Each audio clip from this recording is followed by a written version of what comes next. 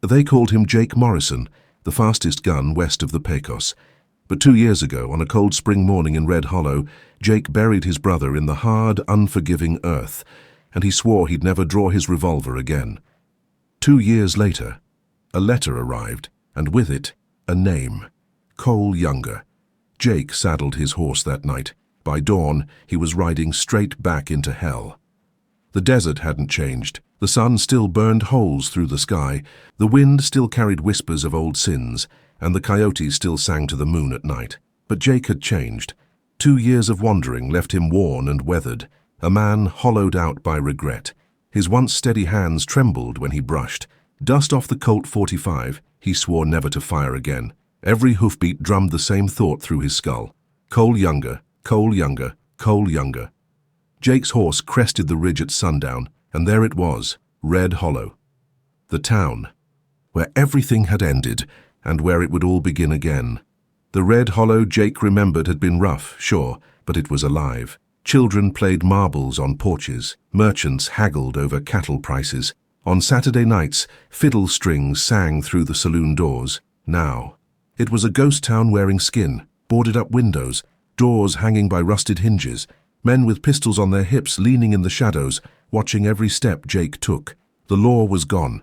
Cole Younger's gang ran everything. Jake walked slow, head low, hand brushing the worn handle of his Colt. The town smelled like rot, gunpowder, and old sins. Jake found Miss Abigail's inn still standing, the last safe place in Red Hollow. He stepped through the creaking door, boots echoing in the silence. She turned from behind the counter, grey hair tied in a loose bun, hands trembling when she saw him. "Jake Morrison," she whispered, tears brimming in her tired eyes. "Lord above, I thought you were dead." "Sometimes," Jake said, voice low and cracked, "I thought so too." Abigail took his calloused hands and squeezed hard. "Don't do this. Jake, you can't beat Cole. He's got 20 men and the sheriff in his pocket." Jake set the letter on the counter, one name written in red ink. "Abigail," he said softly, "I ain't here to start a war." He holstered his Colt and stared hard into her glassy eyes. "But I'll finish one." Jake woke before sunrise, the pale desert light creeping through the cracks in Miss Abigail's shutters. The world outside was quiet, too quiet for Red Hollow. He sat at the edge of the bed, boots in hand, staring at his Colt 45 resting on the nightstand. His fingers brushed the worn handle. It felt heavier than he remembered, like the years had sunk into the steel. 2 years without drawing it, 2 years of trying to bury the past, and yet here it was again, the only thing that still seemed to know his name. He holstered it, adjusted his dusty brown duster, and stepped outside. The streets were empty, but the silence didn't last. From the far end of Main Street, a door creaked open. 3 men stepped out, hats low, guns swinging at their sides. Cole's men. The tallest one, a lean, sharp-jawed fellow with a snake tattoo curling up his neck, spat into the dirt and grinned. "Well, well," he said, voice like gravel scraping tin. "Look what the wind dragged back." Jake kept his hand loose, hovering just above his holster. "I'm not here for trouble," he said calmly. The man laughed, a dry, hollow sound. "Trouble don't care what you're here for." The other 2 spread out, flanking him. Their boots crunched against the dust, slow, deliberate. Jake's jaw tightened. 3 against 1 wasn't his kind of math. Then the snake-tattooed man lunged. Jake moved like the desert wind. Colt, flashing from the holster, barrel steady. One shot cracked through the silent morning. A single puff of smoke drifted from the barrel. The man froze mid-step, looked down, and saw a bullet hole carved clean through his boot heel, inches from his toes. Jake's steel-blue eyes stayed locked on his. "Next one," Jake said, voice low and even. "Don't miss." They backed off without another word, melting into the shadows like coyotes spooked by fire. Jake exhaled slowly and holstered his Colt. The old instincts were still there, buried deep but alive. Back inside Abigail's inn, the smell of strong coffee filled the air. She sat by the window, hands wrapped around a chipped mug, eyes red from lack of sleep. "You're gonna get yourself killed," she said without looking at him. "Maybe," Jake replied, pouring himself a cup. "But not today." She finally turned, anger flashing beneath her worry. "You don't get it, Jake. Cole ain't the problem, it's the sheriff. He sold this town to the railroad men, handed them the land rights, let Cole do the dirty work. Red Hollow's just theirs now." Jake stared into his coffee, the steam curling between them like smoke from an old gunfight. "So it wasn't Cole," he said quietly. "No," she whispered. "But he took the deal. Him and the sheriff both. And when your brother found out—" She stopped herself, lips trembling. Jake's grip tightened around the mug. "They put him in the ground to keep him quiet," she finished. The weight of her words hung heavy between them. Jake stood slowly, the floorboards creaking beneath his boots. "Where is he?" Jake asked. Abigail hesitated. "You can't just—" "Where, Abigail?" "Her silence," was his answer. By sundown, Jake found himself outside the old sheriff's office, now repainted and flying a fresh blood-red banner. "Property of Hollow Creek Rail." 2 men guarded the door, Cole's men again. This time, Jake didn't reach for his gun. Instead, he slipped into the alley beside the building, boots silent on the hard-packed dirt. From the shadows, he could hear voices drifting through the "Open window, Aturi told you Morrison would come back," one of them said. Another voice, much colder, sharper, replied, "Let him. Cole wants him alive. The sheriff, don't." A chair scraped against the floor. "Tomorrow we ride out to the canyon. Morrison follows. We put him where we put his brother." Jake backed away slowly, every nerve on fire. Now he knew. It wasn't just vengeance pulling him back anymore. This was bigger than Cole, bigger than the sheriff. It was the railroad. And the railroad didn't leave survivors. That night, he sat alone in Abigail's kitchen, oil lamp burning low, diary spread open on the table. It wasn't his brother's handwriting, but he recognized the name signed at the bottom of the last page, Cole Younger. The diary told everything: land deeds, payoffs, bribes, and the killings nobody talked about. Jake traced the ink with his calloused fingers. This was proof. Proof that could burn the sheriff, Cole, and the railroad all in one. If he lived long enough to use it. Outside, a coyote howled. Inside, Jake closed the diary, holstered his Colt, and blew out the lamp. Tomorrow, there would be blood on the dust. Dawn came thin and pale, a sheet of washed-out light over the desert. Jake was already in the saddle, the diary tucked inside his duster, the Colt riding easy at his hip. The wind moved low across the scrub, whispering like it had secrets it couldn't quite say. He didn't take the main trail to the canyon. He cut south, following dry creek beds and coyote tracks until the rock walls rose up ahead, pink and gold in the early light. The place looked like a gash in the earth, a wound that never healed. If men planned to disappear this was where they'd do it. He dismounted behind a line of juniper and led his horse by the reins, eyes on the ground, breath steady. Small signs revealed themselves the way they always do for a man who's looked for them his whole life. Crushed sagebrush, a scraped rock, the black scuff where a boot heel slid. He climbed a slope and found a perch above the mouth of the canyon. They came late in the morning, 5 riders spaced out like they were trying to look casual and failing. The snake-necked man from yesterday was there with a fresh bandage and a new grudge. They tied off below and took positions behind boulders, rifles angled toward the slot where any fool would ride in blind. Jake watched in silence, counting heartbeats. He could have shot first. He could have ended 3 men before the rest thought to breathe. But there was a bigger thing at work now, and gun smoke was a poor substitute for truth. He eased back, circled, and slid into the canyon from a goat, path no sane man would have trusted on a windy day. The walls closed in, cool and shadowed. He moved like a roomer down behind a rib of stone until he could see the ambush from the rear. He waited. He listened. He let time stretch until his nerves became a dull wire pulled tight. Hoofbeats came. From the east, 2 riders this time. The first wore a tin star and a white hat turned grey with dust. The sheriff sat tall like he thought the canyon itself belonged to him. The second rider had a black coat and a face that didn't give much away until the wind lifted the brim of his hat, and Jake saw the eyes, cold, thoughtful, tired in a way that didn't show on the mouth. Cole Younger, the men behind the boulders, shifted. The snake-neck spat and grinned again. "Set up?" the sheriff asked. "Ready," the snake said. "Morrison comes, we drag him off the trail. Canyon swallows him. Same as the brother." The sheriff's smile didn't reach his eyes. Nothing personal, just business with men who can pay. Cole rode up alongside, not smiling at all. Business is a word men use when they don't want to say murder. Means the same thing in the end, the sheriff said. Jake could have fired then. He could have taken the sheriff with one careful shot and left the rest to panic. He didn't. He stepped out from behind the stone, quiet as a cat crossing a churchyard, and leveled his Colt. "Different business today," he said.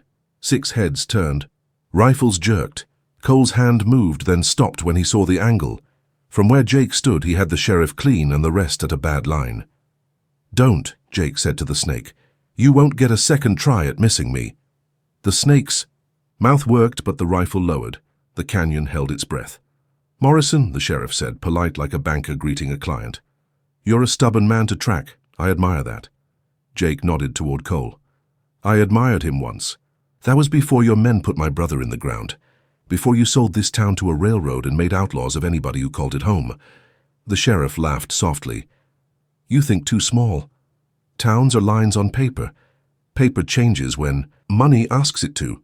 Jake drew the diary from his coat and held it up with his left hand. "I got paper of my own, deeds, payoffs, names, enough to hang a dozen men if a dozen men had the courage to listen." Cole's eyes flicked to the diary, then to the sheriff. Something old and ugly moved behind his stare. "Where'd you get that?" Cole asked, voice low. "From a man who decided he didn't want to go to hell keeping your secrets," Jake said. "Looks to me like you signed more than cattle sales." Cole looked anywhere but at the sheriff. "I signed when there wasn't a way to keep food in this town," he said. "Signed to keep folks from starving, when the mines closed and the cattle runs dried up. Then I signed again when they asked for more. A man starts with an excuse and ends with a habit." The sheriff's hand inched toward his holster. "Don't," Jake said again without looking at him. "You'll make me angry, and I've been trying not to be." "Ended is ended," the sheriff said and went for his gun. The canyon cracked like thunder. Jake's Colt spoke once. 2 beats after the sheriff's hammer fell on nothing. Sand in the firing pin, a trick Jake learned in a different life and found a way to try last night in the dark, reaching through a barred window with a loop of wire and a prayer. The tin star flew like a tossed coin. The sheriff hit the dust with his eyes wide and his mouth still trying to find the word that would make time stop. Everything sped up. The snake swung his rifle and fired blind. The bullet shaved rock an inch from Jake's ear. Jake rolled, fired, rolled again. 2 men screamed. One dropped a rifle that clanged against stone, the other folded like a bad hand. Cole stayed in the saddle, eyes calculating, jaw clenched. "Stand down," Cole yelled. "Stand the hell down. If he wanted us dead, we'd be dead." Silence fell in tatters. Dust drifted through the sun like fine ash. The snake hissed curses between his teeth, but he lifted his hands. Jake rose slow. He kept the Colt forward and the diary high. "I'm riding back to Red Hollow," he said. "At noon, I'm reading names on the street. Any man who thinks he can own a town can come. Claim it in daylight." Cole looked at the sheriff. At the blood starting to darken the dust, he looked at Jake. "You make it to noon," he said, "and we'll see what daylight is worth." Jake tipped his hat once and backed away, never turning his back until the canyon's bend swallowed the men and the dead and the echoes of bad decisions. He mounted up and rode. The sun climbed. The desert grew knives. By the time he reached Red Hollow, the streets were starting to thrum with rumor. Men came out to lean on rails. Women stood half-hidden behind curtains. A boy in bare feet watched with a hand on a porch, post thumb-rubbing circles in the old paint, like he could make the day smoother by will alone. Jake tied off at the watering trough outside the inn and walked down the center of the street like a man keeping a promise to a ghost. He stopped, where the 3 roads met. The wind pushed a paper scrap across his boot and away again. Miss Abigail came to the doorway, worry like a shawl wrapped tight around her shoulders. "Jake," she said, barely a breath. "No more killing." He lifted the diary so she could see it. "I'm here for truth," he said. "If it brings death, that's on the men who bought it." High noon came like a held breath released. The sun hung white and merciless. Heat shimmered off the ironwork and the window glass. Somewhere a horse stamped and snorted, impatient with human pride. Cole Younger walked into the street with 3 men behind him and no sheriff at his side. He looked like a man who'd slept in a bad dream and woke in a worse one. He stopped, 20 paces from Jake. The men behind him spread out like the shadow of a thought. "You read your paper," Cole said, voice flat. "Let's see if the wind cares about ink." Jake opened the diary. He read names, he read numbers. He read the street where a woman lost her home and the line item where a man bought it for $7 in a favor. He read the date his brother died and the ledger entry that called it a necessary expense. The town listened. The quiet wasn't polite, it was the kind that bends iron. When he finished, Jake shut the book and looked at Cole. "Your name's there too," he said. "Signed to keep men like him fed on other men's hunger. Maybe you thought you could hold the tiger by the tail and not get eaten." Cole's face flickered. "I thought I could keep the worst of it off the people I grew up with," he said. "I thought a bad deal was better than a bullet. Then the bullets came anyway." "They came for my brother," Jake said. Cole nodded once, like a man accepting, bit that chafes." "I didn't pull the trigger." "You aimed the day," Jake said. Cole's fingers brushed his holster like a man remembering a habit he'd promised to break. The men behind him shifted, looking for cues. A door banged, open above them. On the balcony of the old sheriff's office, a stranger stepped out in a black coat with a railroad pin at his collar and a smile like a drawn knife. "Fine theater," he called, "but the deeds are filed, and the land is ours. Kill one another. If you like, the rails will run just the same." The town's eyes climbed to the balcony. The man rested 2 fingers on the rail and looked pleased with math only he could see. Jake didn't look up. He kept his eyes on Cole. "This your boss?" Cole's jaw worked. "Not mine," he said, and put his hand on his gun. For a moment the world went small and perfect, everything narrowing to breath and dust and the slow float of a single horsehair caught in a sunbeam. Then steel scraped leather and time snapped. 2 shots. One ricochet sang off the balcony's iron. Another took a chip from a post. Jake saw Cole's aim angle high, not at him at all, and the railroad man jerked like a puppet with snapped strings, surprise blooming red across his vest. He fell backward out of sight. The town gasped as one body. On the street, the snake-necked man yelled and fired. Jake answered, clean and sure. The snake dropped to a knee, then to the dust. The other 2 went for cover they should have chosen before they came. If tales like this speak to you, where justice rides faster than the law, subscribe and I'll save you a seat for the next one. Cole stood with smoke bleeding from the mouth of his revolver. He looked at Jake like a man who just said a thing he couldn't take back. "Seems daylight's worth more than I thought," he said. Boots pounded inside the office. A young deputy stumbled onto the balcony, eyes wide, face white as a fresh page. He looked from the body to the street, at the diary in Jake's hand, at the drawn guns, at the people filling the edges of the day. He didn't raise his weapon.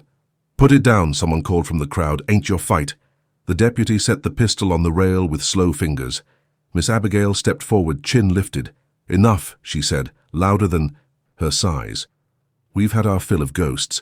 If there's law, it's the kind we make with our own hands." The words seemed to loosen something in the air. Men who'd stood watching took a step away from shadows. A blacksmith with arms like iron grabbed the rifle from one of Cole's men and snapped the bolt open.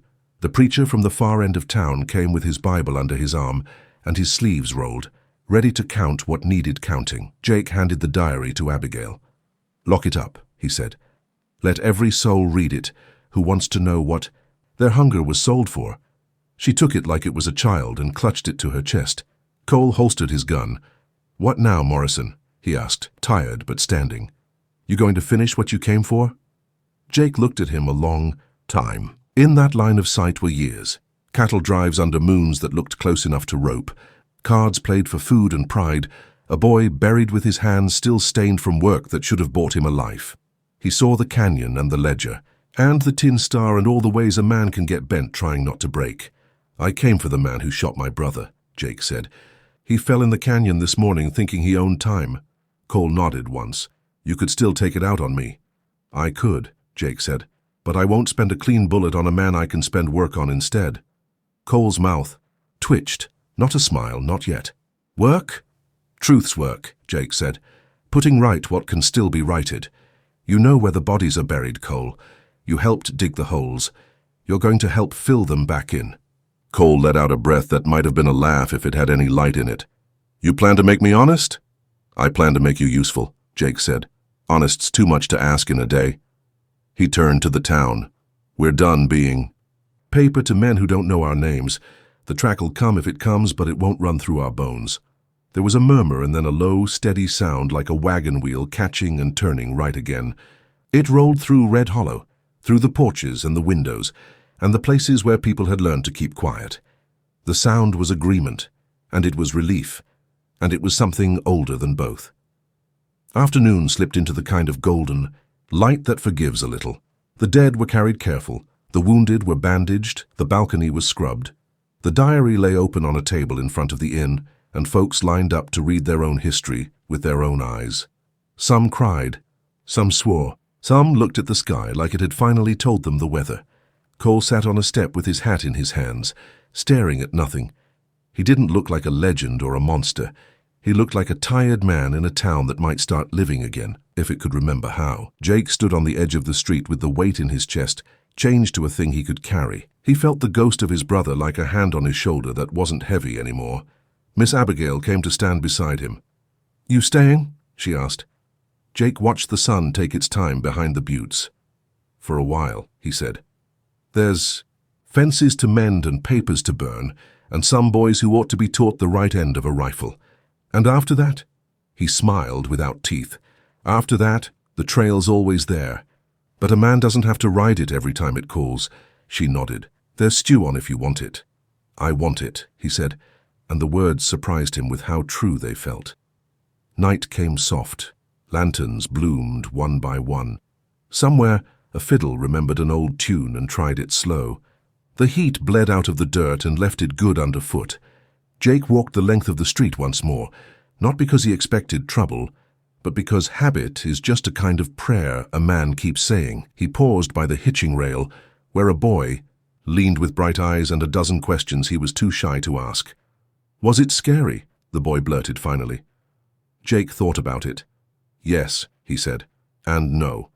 It's scary when you think you're alone. It gets less so when you remember you ain't." The boy nodded like he understood more than he said. "My pa says men with money can write whatever story they want." Jake looked at the diary on the table behind them. "They can," he said, "until the day someone reads it out loud." He went back to the inn. He ate stew that tasted like a thing you could build a winter on. He listened to the wind under the door and the small sounds a building makes when it settles for the night. Sometime after midnight, he stepped onto the porch and looked up. The stars were hard and honest, the kind of sky that made a man feel sized about right. He took off his hat and held it in both hands. "I did what I could," he said to the dark, not expecting any answer, and not surprised when he got none. The quiet had a way of approving a man's effort without bragging on it. In the morning he rose before dawn and led his horse to water. Red Hollow woke slow around him. Roosters, pots, the scrape of chairs, a cough, a laugh. He felt something in it he hadn't felt in years. The word for it came like a friend you haven't seen, and then recognize all at once. Hope. He saddled up, then didn't mount. He tied the reins to the post again and leaned his shoulder against the porch beam, watching the street begin. Cole came out of the office carrying a ledger and a broom. He started sweeping the same step he'd sat on yesterday and didn't look. Up like a man learning a quiet trade. Abigail opened the inn door behind Jake and set a fresh pot of coffee on the rail. "World keeps going," she said. "Seems to," he said. She studied him. "You thinking about your brother?" "Always," he said. "But it ain't just the hurt now. There's other things in the room with it." "Good," she said. "Hurt gets lonely if it's all you keep." He nodded. Took a tin cup, drank. The coffee was strong enough to stand a spoon and merciful all the same. A freight wagon rolled through with an honest driver and no armed escort. The blacksmith's hammer started up like a heartbeat you can trust. Boy with the questions ran past with a loaf under his arm, a dog on his heels. The preacher sat on the steps with a woman and helped her read a hard page slowly until she smiled like a person who just bought back a piece of her life. Jake set his cup down and let the day lay on him like a blanket warmed by sun. He'd been a lot of things: a brother, a sinner, a fast gun, a man who ran from what he couldn't fix and then rode back because sometimes running is a circle. He figured he had some more shapes left to be. He touched the Colt at his side, not like a promise or a threat, but like a tool, the way a carpenter taps a hammer before he builds a thing meant to last. He looked down the road that left town and the road that stayed and decided, for now, to choose the one with more names on it. Out past the buttes, the wind kept moving like it always had. The plains went on, big enough to swallow grief and spit out stories. A good horse, a clear sky, a town remembering itself. There are worse places for a man to set his hat a while. When he finally went back inside, he left the door open behind. The air smelled like dust and bread and the first sweet cut of morning. It smelled like a place you could live. Every town holds a story, and every man rides with his own ghosts.